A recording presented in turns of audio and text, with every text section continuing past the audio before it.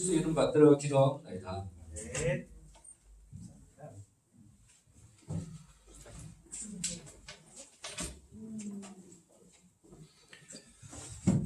우리 성도님들 너무 오래간만에 뵙네요. 우리 옆에 있는 분들과 한번 인사 나누겠습니다. 고맙습니다. 감사합니다. 주님 안에서 사랑합니다.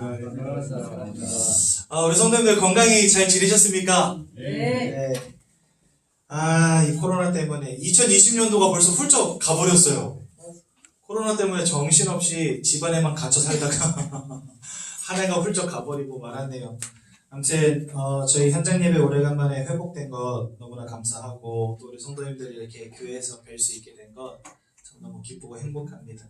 오늘도 말씀 통해서 은혜 많이 받으시고 예수 그리스도의 언약만 붙잡는 귀한 날 되시기 바랍니다. 오늘은 에베소서 3장 12절에서 13절 말씀 보겠습니다. 제 7과 5가지 확신이거든요. 에베소서는 신약 성경에 있습니다. 에베소서 3장 12절에서 13절까지 말씀을, 우리 2절 말씀을 한 목소리로 보기 원합니다. 에베소서 3장 12절에서 13절. 신약 약식 표기에 보면 고갈앱이라고 있거든요. 고갈앱, 그 중에 앱, 이게 에베소서입니다. 에베소서 3장 12절에서 13절까지 말씀. 네.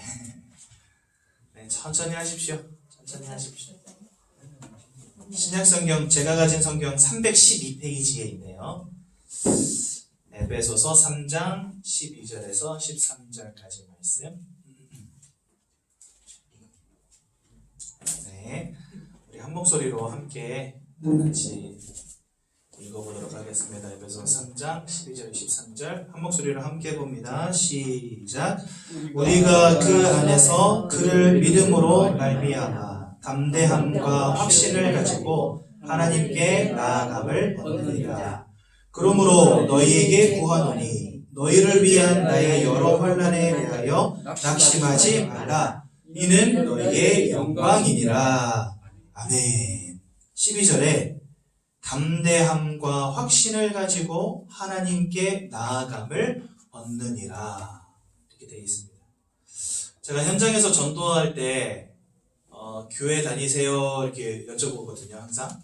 그러면 한 50% 정도는 네 다닙니다, 50% 정도는 안 다닙니다, 이렇게 말씀을 하시더라고요. 교회 다닌다고 하는 분들에게 구원 받으셨습니까? 이렇게 물어보면은요, 한 70% 정도는 받았습니다, 이렇게 말씀하세요. 근데 나머지 한 30% 정도는 잘 모르겠습니다, 이렇게 말씀하세요. 왜 잘 모르시겠어요? 그러면 이렇게 말씀하시더라고요. 지은 죄가 많아서 내가 아직 구원받은지 모르겠다, 이렇게 말씀하실 때가 참 많습니다. 여러분들은 어떠십니까? 구원 받으셨습니까? 아멘. 아멘이십니까? 저는 그 담대함과 그 확신을 가지고 살아갑니다.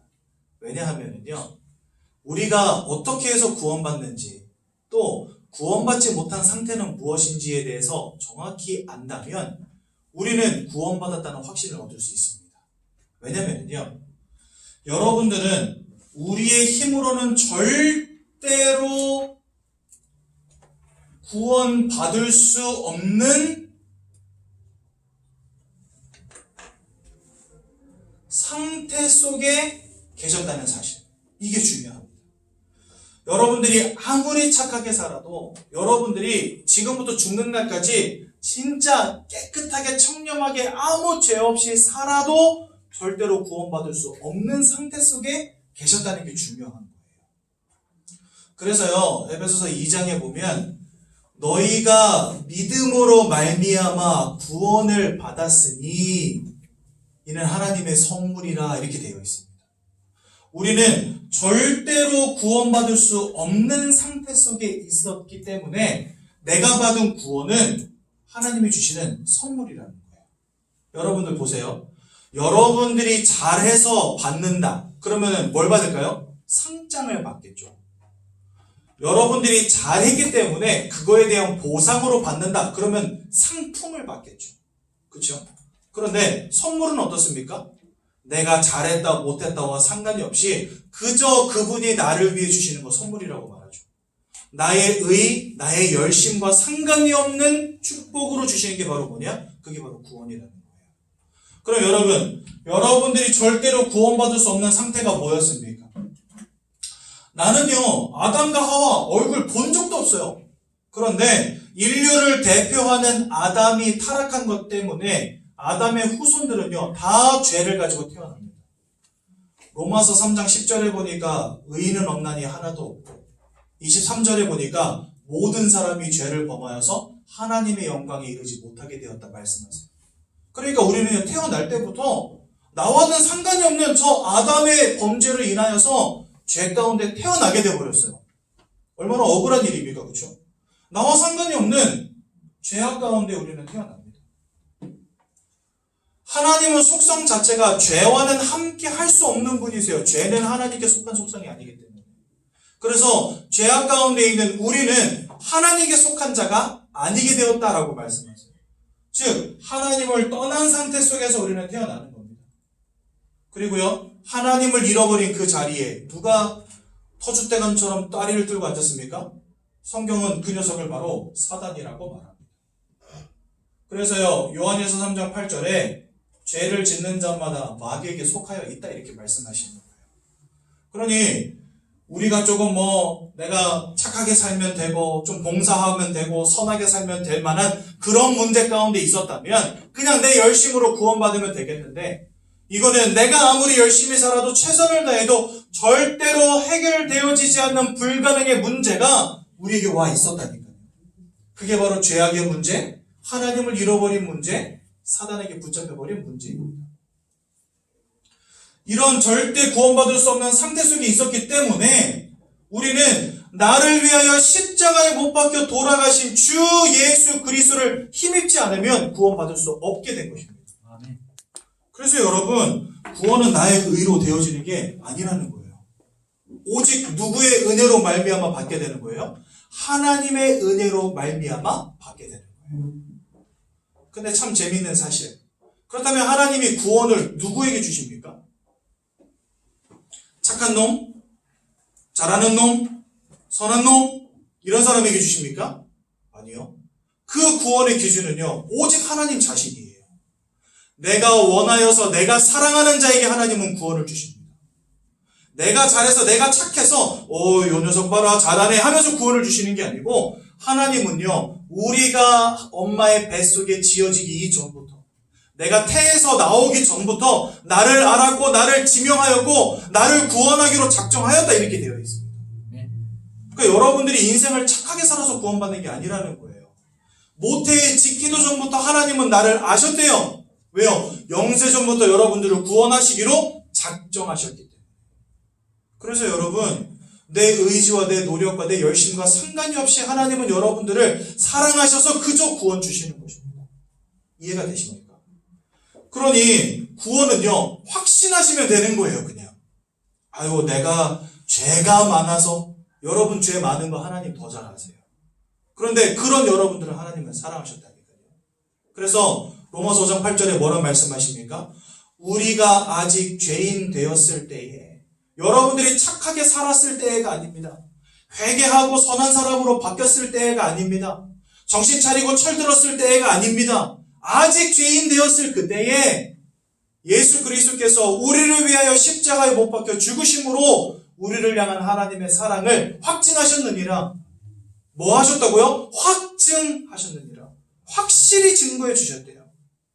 그 말은 뭐죠? 나의 의와 상관이 없이, 나의 열심과 상관이 없이 나에게 구원을 주시는 하나님의 은혜 속에 여러분들은 이미 구원받았다는 것입니다. 그렇죠? 그래서 여러분, 이제는 구원을 확신하십시오. 여러분들은 구원받은 하나님의 자녀가 분명히 맞습니다. 제가 확증하는 게 아니고 누가 확증하셨다고요? 하나님이 확증하셨어요. 나를 사랑하신 증거로 예수를 주셨다 그랬는데, 예수님 2000년 전에 이 땅에 오셔서 십자가에서 우리를 위해 돌아가셨잖아요. 확실한 증거를 주신 거예요. 어떤 증거? 너를 구원했다는 증거, 우리를 사랑하셨다는 증거를 보이신 거예요. 그러니 여러분들은 구원받은 게 분명합니다. 그렇죠? 그래서요, 구원의 확신 가지고 살아가시기 바랍니다. 그런데 이제부터 제가 좀 더 중요한 이야기를 드리고자 합니다. 오늘 강단에서 뭘 말씀하셨냐면 교회의 사명에 대해서 말씀하셨어요. 바울이 이제 로마로 순교의 길을 떠나는 그때에 온 이방 현장들을 다니면서 곳곳에 세웠던 교회들 있죠. 그 교회에 세워진 장로님들을 한 곳으로 모은 겁니다. 모아서 부탁합니다. 뭘 부탁하냐면 이제 내가 교회를 떠나 저 로마 순교의 길을 가게 되는데 모든 장로님들이여 성난 이리가 와서 교회를 해치지 아니하도록 성도들을 뜯어 물어가지 아니하도록 우리 장로님들 감독자가 되어 교회를 꼭 지켜주십시오. 그들은 어그러진 말로 성도를 미혹하고 속여서 넘어뜨립니다. 즉 누구에 대해서 말하는 거냐? 이단에 대해서 말하는 것입니다. 또 사이비에 대해서 말하고 있는 것입니다. 내가 그리스도야, 내가 하나님이야 라고 하는 사람들에 대해서 말씀하는 겁니다. 내가 또 다른 보혜사야, 나를 믿으면 돼 라고 말하는 사람들에 대해서 말씀하고 있는 겁니다. 마태복음 24장에는요 말세에 일어날 징조에 대해서 말씀하세요. 이 사람 저 사람이 일어나서 내가 그리스도다, 내가 하나님이다 하는 사람들이 계속해서 일어날 거다라고 말씀하시거든요. 그래서요 그 말씀에 비추어 볼 때 지금이 말세 시대가 되었다라고 우리 말하는 겁니다. 왜요? 너무나 많은 이단 사이비들이 지금 일어나고 있고 교회를 무너뜨리고 있고 성도들을 미혹하고 있기 때문에. 그래서요 여러분, 그래서 그랬는지는 모르겠지만 하나님이 예수 그리스도를 이 땅에 보내실 때 그냥 보내지 않으셨어요. 우리의 힘으로 절대로 구원받을 수 없는 상태 속에 있기 때문에 나를 구원하실 구원자는요 좀 특별한 모양으로 이 땅에 오셔야 됩니다.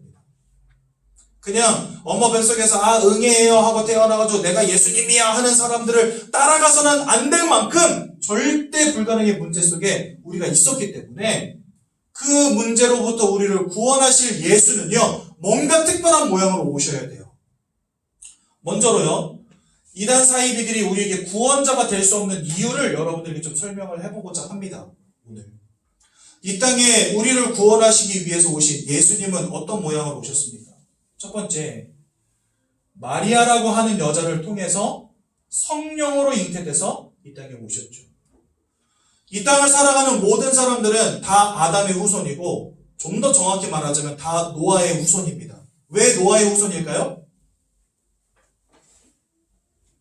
노아 시대에 죄악이 온 땅에 관영하여서 하나님이 홍수로 모든 사람들을 심판하시고 노아 가족 8명만 빼고 다 죽여버리십니다.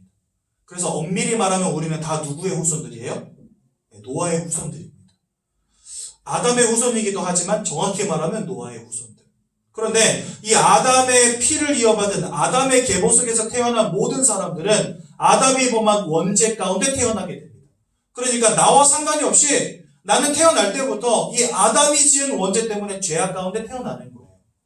그런데 나를 위하여 죽으실 구원자 되신 예수 그리스도는 이 아담과 상관이 없는 몸으로 오셔야 됩니다. 왜요? 원죄와 상관이 없는 죄가 없는 몸으로 오셔서 우리를 위해 돌아가셔야 되기 때문에. 그래서 창세기 3장 15절에 어떤 말씀이 나옵니까? 여자의 후손이 뱀의 머리를 깨뜨려 버릴 것이다 라는 말씀이 나옵니다. 왜 여자의 후손이라 그랬냐? 우리는 다 아담의 후손으로 태어나지만 예수님은요 마리아의 몸에 성령으로 잉태되어서 이 땅에 태어나신 유일한 인간입니다. 그래서 예수님은 죄 없는 몸으로 이 땅에 오신 유일한 사람이에요. 죄 없는 몸으로 오셔서 여러분들을 위해서 죽어주신 유일한 사람. 예수님은 그래서 마리아의 몸에 성령으로 잉태돼서 여자의 후손으로 오신 겁니다. 이해가 되시죠? 그 예수님은요 이 땅에 대접받기 위해 오신 게 아니라 그랬어요. 이사야서 53장에 보면은 그가 찔리면 그가 상하면 우리의 허물을 인하여 우리의 죄악을 인하며 그가 채찍에 맞고 그가 징계를 당하고 그가 고초를 겪음으로 우리가 나음을 입었고 우리가 구원을 입었노라 말씀하십니다. 그러니까 주님은 이 땅에 고난당하기 위하여 고통당하기 위하여 오셨고 또 가장 중요한 거 십자가 지시기 위해서 이 땅에 오셨습니다. 그러니까 어떤 사람들은요 예수님 십자가에 죽었다? 아니 자기 자신도 구원 못하는 사람이 무슨 구원자냐 이렇게 말하는데요. 주님이 십자가에서 죽으심으로 말미암아 우리가 이 창세기 3장 원죄로 인해서 받아야 될 형벌이 면제된 거예요. 내가 사실은 죄악 때문에 죽어야 되는데 주님이 나를 위하여 죽으심으로 여러분들에게 올 사망의 형벌이 끝나버린 거예요. 아멘. 나는 사형 선고 받은 사람인데 다른 사람이 나를 대신해서 죽은 거라니까요. 그래서 나는 그 죄를 면케된 겁니다. 주님이 그래서 여러분들을 위해 고난받으신 것이고 주님이 그래서 여러분들을 위하여 십자가에 돌아가신 것입니다. 그런데 이렇게 십자가에 돌아가실 때 세 가지 중요한 일이 벌어집니다. 어떤 일이 벌어집니까? 아까 말씀드린 것처럼 여자의 후손이 와서 누구의 머리를 깨뜨려 버릴 것이다? 뱀의 머리. 이 뱀은 누구를 의미합니까? 사단을 의미합니다. 즉 사단의 권세를 완전히 깨뜨려 버린 것입니다. 이전까지 여러분들의 인생을 쥐고 있었던 그 사단의 권세를 예수님이 십자가 위에서 깨뜨려 버리신 거예요. 그래서 요한일서 3장 8절에 죄를 짓는 자마다 마귀에게 속하여 있나니 저는 처음부터 범죄함이니라. 하나님의 아들이 이 땅에 나타나신 것은 마귀가 하는 모든 일을 멸하려 하심이니라. 운명과 사주팔자로 여러분들의 인생을 꽉 쥐고 흔들었던 이 사단의 권세가 예수님의 십자가 사건 때 그 머리가 완전히 깨져버린 거죠. 또 예수님의 육체의 고난의 그 모든 상처들이 우리가 하나님께 나아갈 길이 되었다 이렇게 말씀하십니다. 여러분 성막에 보면은요, 성막 안에는 성소라고 하는 곳이 있습니다. 이 성소는요, 성소와 지성소로 나눠집니다. 이 성소는요, 제사장이 아무 때나 들어갈 수 있어요. 하지만 이 지성소는 제사장이 1년에 한 번 대속죄일에만 들어갈 수 있어요. 근데 여기 들어가기 전에 모든 정결 의식을 정확하게 마친 다음에 딱 한 번 들어갈 수 있습니다. 그런데 이 대제사장이 저 지성소라는 곳에 들어갈 때는요, 허리에다 끈을 매고 옆구리에다가 방울을 차고 들어갑니다. 그 이유가 뭐냐면 정결 의식을 제대로 마치지 않으면 지성소에 들어가자마자 죽어버립니다. 왜냐면 이 지성소는 어떤 곳이냐? 하나님이 임재해 계시는 장소이기 때문에 그렇습니다. 죄가 진 자는 하나님 아버지 앞에 절대로 설 수 없어요. 무슨 말인지 이해가 되십니까? 그래서요, 사람이 죽어버리면 가서 꺼내와야 되는데 정결의식을 제대로 하지 않으면 들어가는 족족 죽을 거 아닙니까? 그러니까 사람이 움직이면 방울소리가 날 거 아니에요? 죽어버리면 방울소리가 더 이상 나지 않겠죠. 그래서 방울을 달고 들어가는 거예요. 그리고 죽어버리면 들어가서 꺼내올 수 없으니까 밧줄을 매다는 거예요. 왜? 밧줄로 끌어당기려고. 지성소는 하나님이 계신 거기 때문에 아무나 들어갈 수 없어요. 정결의식을 마친 사람만 1년에 딱 한 번 들어갈 수 있는데 그것조차도 제대로 하지 않으면 죽어버립니다. 즉 지성소라는 것은 바로 그런 장소거든요. 그런데 예수님이 십자가에 못 박혀 돌아가신 그때에 이 성소와 지성소 사이에 휘장이 하나 있어요. 휘장으로 성소와 지성소를 나눠놨는데 즉 지성소의 입구가 이 휘장이 되는 거죠. 예수님이 돌아가신 그때에 휘장이 위에서부터 아래로 쫙 찢어졌다 이렇게 되어 있습니다. 성경에. 그 말은 뭐죠? 누구든지 하나님을 볼 수 있게 된 거예요. 누구든지 하나님께 나아갈 수 있게 된 거예요. 여러분들의 죄악의 문제가 완전히 해결되어지고 하나님께 나아갈 길이 열렸다는 것입니다. 그래서요, 예수님은 이 땅에 십자가에 못 박혀 죽기 위해 오신 겁니다. 죄 없는 몸을 가지고. 그래서 십자가에 죽으실 때 사단의 권세가 깨어지고 하나님께 나아갈 길이 열리고 길이 열렸다는 그 말은 여러분들의 죄악이 사하여졌다는 말과 같은 것입니다. 그래서 히브리서에 보면 뭐라 말씀하십니까? 예수님의 그 죽으심으로 말미암아 우리가 성소에 들어갈 담대함을 얻었노라 이렇게 말씀하십니다. 예수님의 십자가는요, 여러분들을 구원하시는 놀라운 사건인 거예요. 그러니까 주님은 이 땅에 죽기 위해 오셨습니다. 죄 없는 몸으로 죽기 위해 오신 거예요. 그리고 여러분들을 위해서 십자가에서 죽으신 것입니다. 이 땅에 수많은 이단 사이비들이 있지만 다 아담의 후손으로 왔습니다. 내가 하나님이야 내가 보혜사야 하는 사람들 다 아담의 후손입니다. 그리고요, 우리를 위하여 죽는 게 아니라 자기 배 채우기 바쁩니다. 무슨 말인지 이해가 되시죠? 이 땅에 죄 없는 몸으로 여자의 후손으로 오셔서 십자가 지시고 우리를 위하여 죽어주신 분은 예수 외에는 한 번도 없다니까요. 그래서 그분을 우리는 그리스도라고 하는 것이고 우리를 위한 유일한 구원자라고 하는 것입니다. 베드로는 그래서 천하인간의 구원 얻을 만한 다른 이름을 준 적이 없다라고 말했죠. 사도행전 4장 12절에. 그런데요, 주님이 이렇게 죽어버리고 끝나면 안 되겠죠. 그리고 더 중요한 것은 주님이 돌아가신 이후에 3일 동안 저 지옥에 내려갔다 오신 장면이 나옵니다. 스올에 내려가서 3일을 계십니다. 왜 내려가셨을까요, 지옥은요?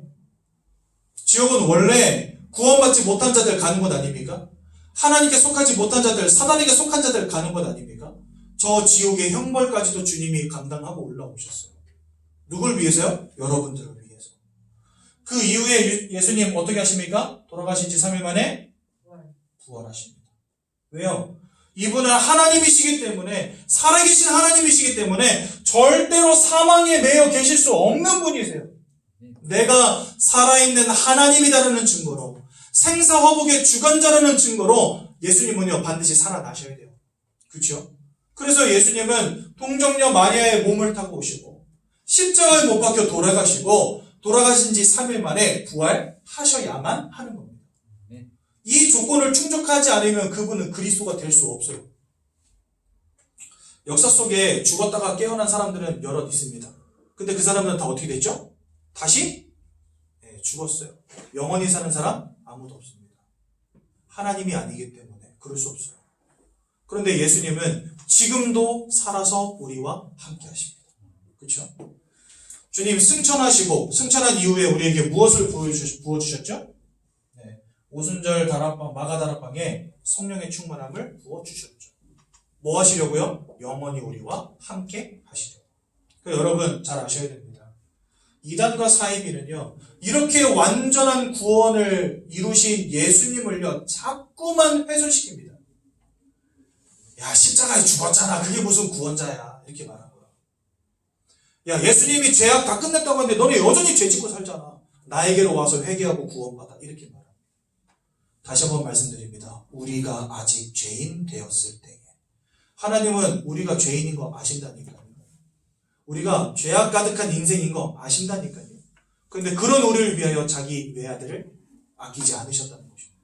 뭐 하시려고요? 우리를 구원하시려고. 그래서요, 그 주님을 믿고 영접하고 바라보는 자들마다 구원받는 것입니다. 오늘 구원의 확신을 꼭 기억하시기 바라고, 왜 그리스도 아니면 안 되는가를 꼭 기억하십시오. 이렇게 오시지 않으면 안 되는 문제 속에 내가 있었다는 거예요. 이해가 되시죠? 그래서 여러분, 예수 그리스도를 힘입을 때 구원받는 겁니다. 지난주에 우리 YMS 학생 가운데 한 남자애가 저한테 그 질문을 하더라고요.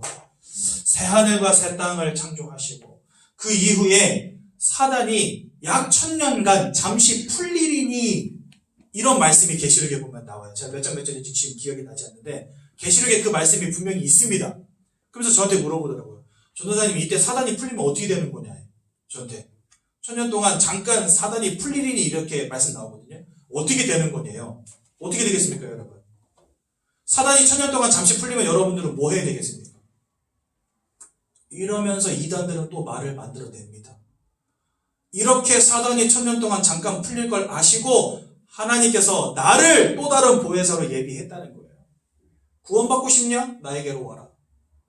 내가 바로 감람나무다. 내가 바로 생명나무다. 이러면서 이단들은 또 말을 만들어냅니다. 여러분, 제가 지금 답을 드릴 테니까 잘 들으세요. 1000년을 풀리든 10,000년을 풀리든 상관없습니다. 어차피 사단은 하나님을 절대로 넘어설 수 없어요. 예수 그리스도의 권세를 이길 능력이 사단에게 없다니까요. 1000년 풀리냐 10,000년 풀리냐가 중요한 게 아니고 지금 나는 하나님께 속한 자가 되었고 예수를 통해 구원받았다는 사실이 중요한 것입니다. 그렇죠? 여러분들, 성경에 있는 많은 말들을 가지고요, 이단들은 미혹하는 말들을 자꾸 만들어냅니다. 속이는 말들을 자꾸 만들어냅니다. 그래서 결국은 뭘 강조하냐? 내가 바로 보혜사고 내가 바로 감람나무고 내가 또 다른 구원자라고 말하는 거예요. 오직 예수로 확신하시기 바라고, 예수 아니면 안 되는 상태 속에 내가 예수 그리스도를 통하여 구원받았다는 사실을 기억하시기 바라고, 구원의 확신 가운데 거하는 우리 모든 성도님들 되시기 바랍니다. 여러분들 오래간만에 만나가지고 복음 메시지 너무 듣고 싶으시죠? 저도 복음 메시지 너무 전하고 싶네요. 오늘 말씀 우리 함께 나누시면서 그리스도 예수의 언약 붙잡는 귀한 시간 되시기 바랍니다. 하나님께서 사람을 창조하셨습니다.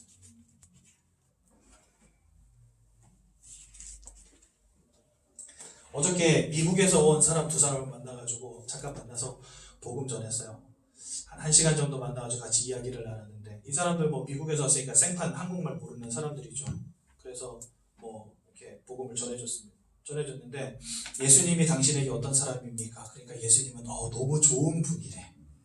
그분이 있어서 나 너무 행복하대. 그분이 있어서 나 너무 힘이 난대. 그래서 제가 그 사람에게 그런 질문을 했어요. 당신이 영적인 존재다라는 사실을 생각해 보신 적이 있습니까? 그러니까 한 번도 그런 거 생각 안 해봤대요. 하나님은 영이신데 그 하나님을 아는 당신은 영적인 존재 아니겠습니까? 그러니까 생각해 보니까 맞다는 거예요. 하나님은 영이신데 내가 영적인 존재가 아니고서 하나님을 알 수가 없잖아요. 그죠? 하나님은 영이신데 그 하나님을 안다? 당신은 영적인 존재입니다.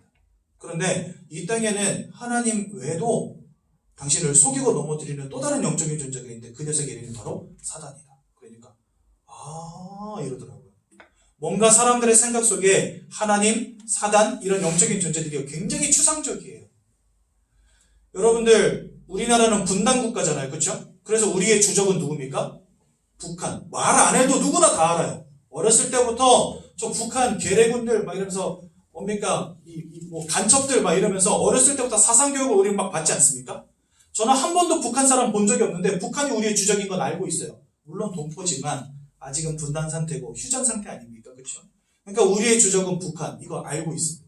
너무나 실제로 알고 있어요. 그런데요, 성경은 우리의 대적이 사단이다 늘 말씀하시는데 사람들이 그거에 대해서 굉장히 무감각하게 신앙생활을 하고 있어요. 내가 영적인 존재라는 거, 그래서 성령의 충만함을 누려야 된다는 거, 사단과 영적 싸움 속에 살아가야 된다는 거, 그 다음에 하나님이 나를 부르신 소원이 전도와 세계 복음을 하는 거, 모른 채 그저 교회 다닙니다. 근데 이 친구들도 보니까 딱 그 꼴인 거예요. 그래서 복음 말하고 예수 말해주고 그러면서 이제 화기애애하게 헤어졌거든요. 여러분들 복음을 안다는 거 참 중요한 것 같습니다. 오늘도 진짜 복음 메시지 집중하시기 바라고 영적 사실을 바로하는 귀한 날 되시기 바랍니다. 창세기 1장 27절에 뭐라 말씀하십니까? 하나님의 형상을 따라 우리를 영적인 존재로 창조하셨다라고 되어 있습니다. 그래서요, 사람은 하나님을 알고 하나님과 함께할 때 행복한 존재로 하나님이 만드신 것이죠. 그 이유는 무엇이겠습니까? 왜 우리를 영적인 존재로 만드셨을까요? 그것을 바로 우리는 창조의 원리라고 합니다. 하나님은 대충 그냥 뭐 될 대로 되라 이렇게 만드신 게 아니에요. 처음부터 분명한 계획을 가지고 만드셨다는 거죠. 여러분들에게 최고로 멋진 세상을 선사하시기 위해서 하나님은 멋진 계획 가운데 이 땅을 창조하시고 동물과 식물들과 새들을 물고기들을 지으셨어요. 그리고 그 가운데다가 다 완성해 놓고 그곳에다가 이제 여러분들을 짠 하고 나타나게 하신 것입니다. 흙을 빚으시고 그 코에 생기를 넣어서 살아있는 영이 되게 하시고 하나님이 지으신 이 아름다운 세상 속에 멋있게 살아가라고 딱 두신 거예요. 그래서 하나님이 맨 마지막에 사람을 창조하시지 않습니까?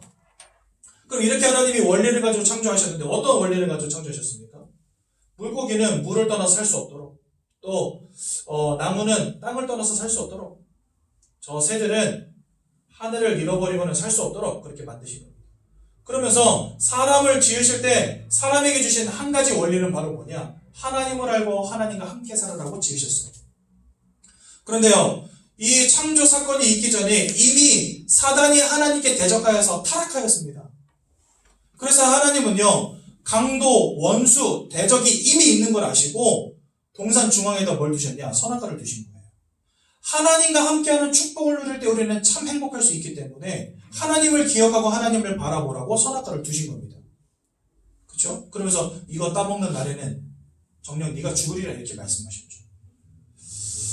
그래서요, 사람은요, 그렇게 하나님과 함께하는 것이 중요한 것입니다. 하나님을 바라보고 하나님과 함께하는 축복 속에 살아야 되는 거죠. 그런데 아주 중대한 인생의 근본적인 문제가 벌어지게 됩니다. 하나님이 우려하셨는데 이 사단이라고 하는 존재가 결국은 아담과 하와를 속여버리죠.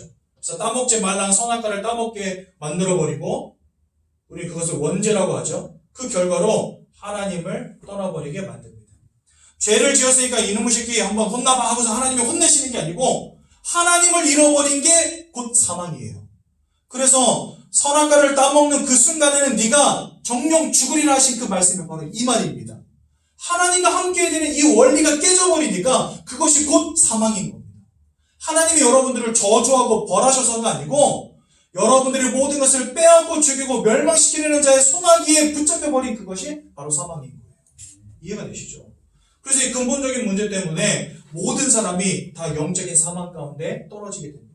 그 결과로요, 어떻게 됩니까? 너희는 너희 아비 마귀에게서 났으니, 즉 사단에게 속한 인생이 되어버렸습니다. 다른 말로 말하면 운명과 사주팔자에 사로잡힌 인생이 되어버린 겁니다. 내가 아무리 열심히 살아도 최선을 다해도 내가 원하는 행복은 오지 않는 인생이 되어버린 것입니다. 많은 사람들이 공부 열심히 하고 돈 열심히 벌고 성공한 것처럼 보이다가 어느 날 영적인 문제 때문에 무너지는 사람들 너무나 많이 보게 되었습니다. 왜 그럴까요? 모든 것을 빼앗고 죽이고 멸망시키려는 자의 소나기에 붙잡힌 상태가 되어버렸다니까요. 그러다 보니까 어떻게 됩니까? 우상 숭배하고 살아갈 수밖에 없죠. 또 제사 지내며 살아갈 수밖에 없고, 고사 지내며 살아갈 수밖에 없고, 부적을 쓰며 살아갈 수밖에 없고, 점을 치고 이렇게 살아갈 수밖에 없는 인생 돼버린 겁니다. 그 아비의 길을 너희도 따르고자 하느니라 말씀하세요. 사단은 곧 누구입니까? 하나님의 보좌 위에 자기의 보좌를 놓으려던 존재입니다. 하나님을 대적하여 하나님보다 더 높아지려 했던 존재입니다. 여러분들의 찬양, 여러분들의 경배를 받고자 하는 자가 바로 사단입니다. 그러니까요, 전 세계 곳곳에다 우상 세워놓고 그 앞에 가서 사람들로 막 절하게 만드는 거예요. 그렇죠? 묘지 만들어 놓고 가서 절하고, 밥상 차려놓고 절하고, 산에다 돌 깎아놓고 절하고, 나무 깎아놓고 절하고, 그 배후에 사단이 떡하니 앉아가지고 여러분들의 경배와 여러분들의 예배와 여러분들의 찬양을 받아 먹고 있는 겁니다. 하나님께로 가야 될 예배와 하나님께 가야 될 영광과 하나님께 가야 될 찬양을 사단이요 우상을 세워놓고 족족족족 다 뺏어 먹고 있는 거예요. 그런데 이게 바로 뭐라 그랬냐? 사단과 교제하는 것이요, 나는 너희가 귀신과 교제하는 자 되기를 원치 아니하노라. 고린도전서 10장 20절에 말씀하십니다. 그러니 사단에게 붙잡힌 채로 귀신 섬기며 살아가니까 그 마음과 생각이 어떻게 되겠습니까? 모든 지각이 뛰어난 하나님의 평강이 여러분들의 마음과 생각을 지켜주셔야 되는데 그 하나님의 축복을 잃어버리니까 결국은요, 사단이 여러분들의 마음과 생각을 틈탈 수밖에 없는 거죠. 우울증으로 조울증으로 고통당할 수밖에 없고, 약을 먹어야만 잠을 잘 수밖에 없는 인생으로 전락해버리고 마는 겁니다. 알코올을, 술을 마시지 않으면 살아갈 수 없는 그런 인생으로 바꿔버리는 겁니다. 누가요? 사단이요. 그러니 마음을 평안함이 없이 살아가요. 만족과 기쁨과 행복이 없이 살아가요. 늘 한숨 쉬며 살아갈 수밖에 없는 인생. 그 삶이 실패와 문제와 사건과 육신의 고통과 질병 가운데 던져질 수밖에 없는 인생이 되어버린 겁니다.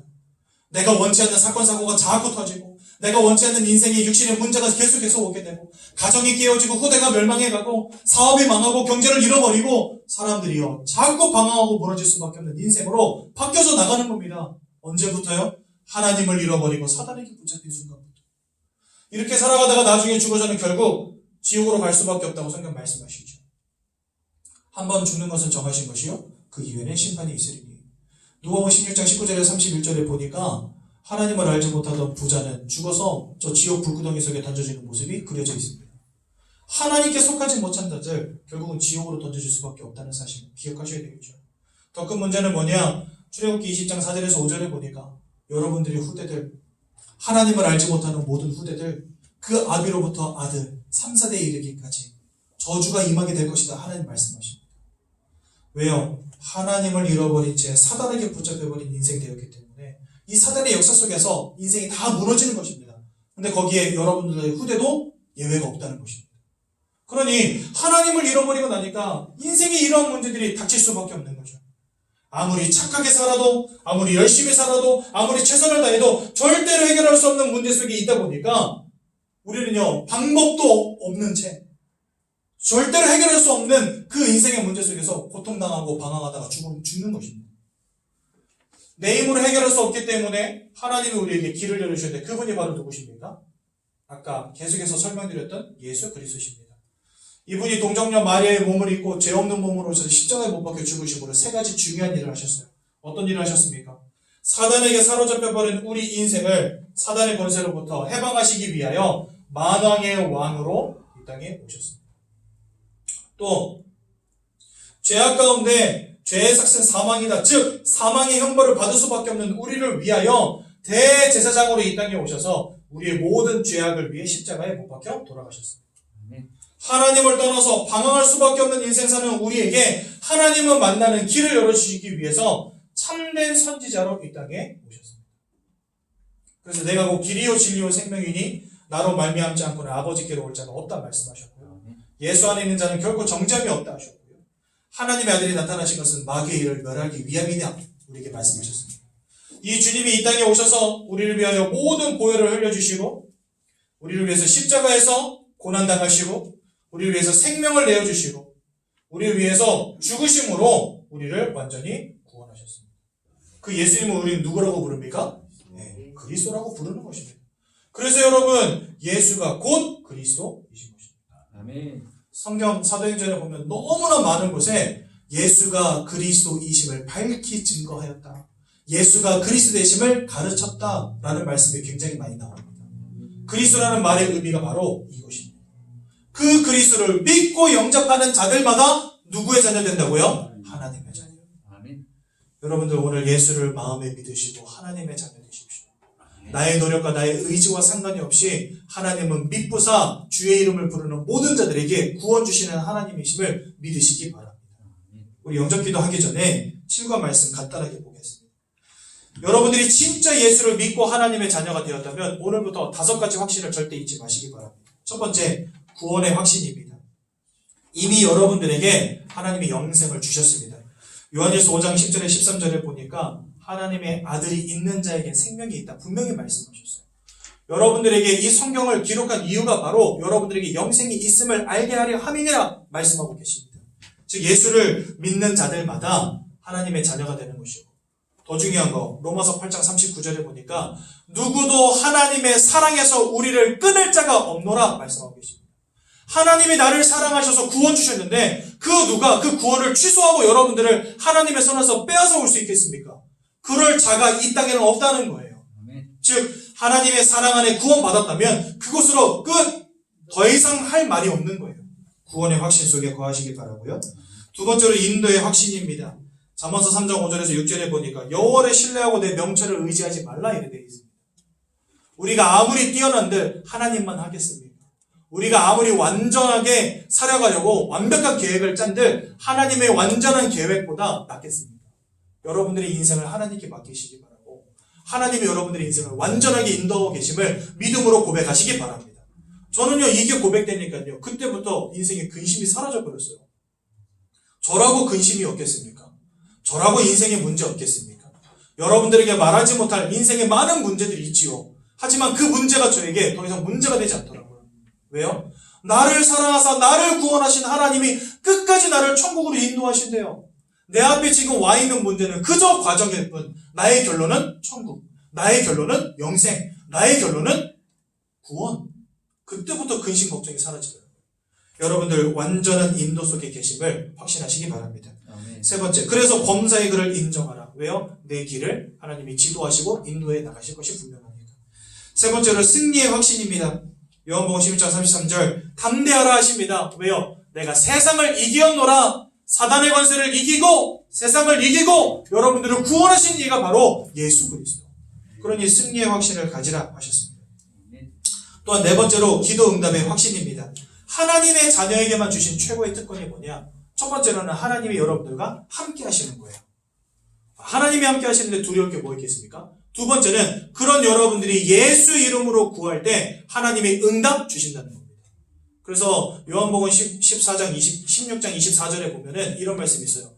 너희가 지금까지는 내 이름으로 구하지 아니하였으나 구하라. 그리하면 내 마음의 기쁨이 충만하리라. 하나님이 이루실 것입니까? 그렇죠? 그것을 분명히 믿으시기 바랍니다. 또 예레미야서 33장 1절에 3절에 보니까 부르짖는 자에게 응답하신다고 분명히 약속하셨습니다. 너는 내게 부르짖으라 내가 내게 응답하겠고 네가 알지 못하는 크고 비밀한 일을 너에게 보이리라 하셨습니다. 예수의 이름으로 기도하시고 응답받는 응답 누리시기 바랍니다. 그 기도 응답의 확신 가지고 살아가시고요. 다섯 번째로 사죄의 확신입니다. 우리의 죄를 사하시며 불의에서 깨끗하게 하시고 그래서 히브리서 10장 19절에 보니까 죄를 위하여 더 이상 드릴 제사가 없다. 과거 구약시대에는요 이스라엘 백성들 죄를 범할 때마다 흠과 티가 없는 어린 양을 가지고 제사장에게 나아갔습니다. 그럼 제사장이요 그 양의 머리에다 손을 얹고 기도해요. 하나님 홍감사가 이런 죄를 지었습니다. 그 죄가 이 양에게 넘어가게 해주옵소서. 기도한 다음에 그 양을 죽이는 겁니다. 그러면 저의 죄가 그 양에게 넘어가고 그 양이 나의 죄를 뒤집어쓰고 죽었으니까 여러분들의 죄가 사함을 받게 되는 겁니다. 그런데 양은 그리스도가 아니잖아요. 그렇죠? 영원히 단번에 완전히 속죄를 이으신 예수 그리스도가 오기 전까지는 맨날 양을 잡아야 되는 거예요. 그래서 이스라엘 백성들은요, 맨날 양을 잡았습니다. 제가 만약에 구약시대에 살았다, 그럼 저는 하루에 10마리도 더 잡았어야 될 거예요. 아마. 그런데 영원히 완전히 완벽하게 속죄를 이루신 예수가 오신 이후로는 더 이상 죄를 위하여 드릴 피제사가 없는 거예요, 이제. 왜? 예수님이 끝내셨으니까. 그래서 히브리서 10장 19절에 죄를 위하여 더 이상 드릴 제사가 없느니라 하신 겁니다. 그 말은 여러분들의 죄과를 하나님이 다 끝내셨다는 거예요. 완전히 끝내셨다는 거예요. 사죄의 확신. 전도사님, 저는 지금도 죄 짓고 있는데요. 그 죄악까지도 예수님이 끝내신 거예요. 앞으로 제가 지을 죄까지도요. 그 죄까지도 예수님이 끝내신 거예요. 이제는 여러분들은 죄와 상관이 없이 이미 구원받은 하나님의 자녀로 예수님이 다 바꿔두신 것입니다. 구원을 위한 완전한 보장이 여러분들에게 주어졌다는 거예요. 얼마나 감사합니까? 그래서 오늘부터 이 5가지 확신, 구원의 확신, 인도의 확신, 승리의 확신, 기도 응답의 확신, 사죄의 확신, 이 속에서 담대함으로 하나님께 나아가는 복된 하나님의 자녀들 되시기 바랍니다. 아멘. 그 축복을 누리려면 어떻게 해야 된다고요? 예수를 그리스도로 믿고 마음에 영접하는 자. 우리 이 시간 예수님을 마음속에 영접하겠습니다. 제가 먼저 기도할 때 저희 기도를 따라서 함께 기도하시고 하나님의 자녀 되는 축복 누리시기 바랍니다. 두 손을 모으시고 두 눈을 감고 기도하겠습니다. 사랑의 하나님 감사합니다. 사랑의 하나님 감사합니다. 하나님을 떠나 운명과 사주팔자 속에서 운명과 사주팔자 속에서 내가 왜 고통당하는지, 내가 왜 고통당하는지, 왜 원치 않는 불행이 따르는지 왜 원치 않는 불행이 따르는지 알지 못한 채 살아왔습니다. 알지 못한 채 살아왔습니다. 이 모든 것이 이 모든 것이 하나님을 잃어버린 결과임을, 하나님을 잃어버린 결과임을, 사단의 권세에 사로잡힌 결과임을, 사단의 사로잡힌 결과임을, 죄악의 결과임을 죄악의 결과임을 깨닫게 되었습니다. 깨닫게 되었습니다. 이런 저를 구원하시기 위하여 이런 저를 구원하시기 위하여 예수 그리스도를 예수 그리스도를 구원자로 구원자로 이 땅에 보내심을 믿습니다. 땅에 보내심을 믿습니다. 제 마음속에 제 마음속에 예수 그리스도를 영접하기 원합니다. 예수 그리스도를 영접하기 원합니다. 제 마음속에 들어오셔서 제 마음속에 들어오셔서 저와 함께 해주시고 저와 함께 해주시고 저를 하나님의 자녀로 저를 하나님의 자녀로 삼아 주옵소서. 삼아 주옵소서. 예수님의 이름으로 기도드렸습니다. 예수님의 이름으로 기도드렸습니다. 아멘. 아멘. 제가 한번 기도하고 오늘 말씀을 마치도록 하겠습니다. 하나님을 잃어버린 채 운명과 사주팔자 속에 고통당하며 방황하며 살아갈 수밖에 없는 인생이었지만 그런 우리를 사랑하사 예수 그리스도를 이 땅에 보내주시고 십자가에 못 박혀 죽기까지 내버려 두심으로 우리를 구원하신 그 은혜와 그 사랑 너무나 감사를 드립니다. 이 자리에 계신 우리 모든 성도님들을 축복하사 이 5가지 확신을 잊지 않게 하시고 일평생 담대함으로 하나님 아버지 앞에 나오게 하시며 구원의 확신 속에 감사함으로 살아가실 수 있도록 축복하여 주옵소서. 아멘. 이 모든 말씀 예수님의 이름으로 기도드렸습니다. 아멘. 네. 찬송가 85장 1절만 하나님께 드리도록 하겠습니다.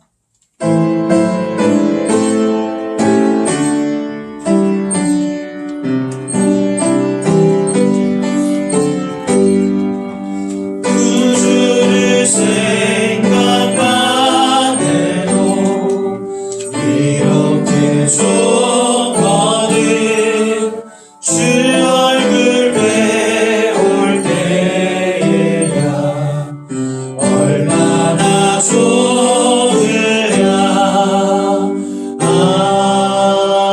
아멘.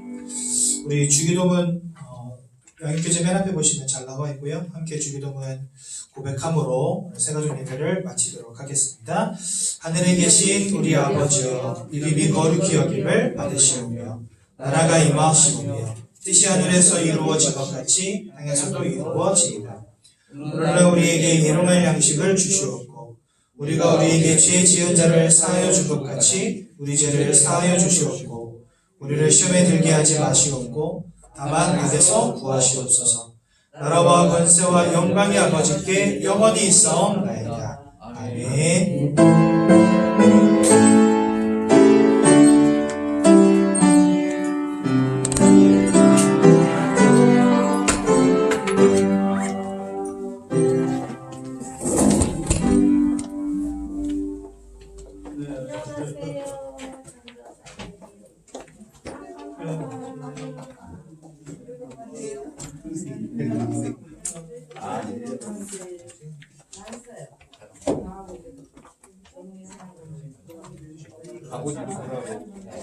감사합니다.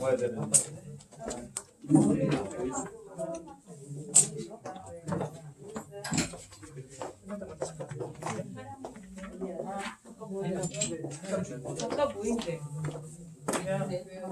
이따가 예배 끝나고 4시에 따로 안 보이고 지금 바로 모이고 헤어질게.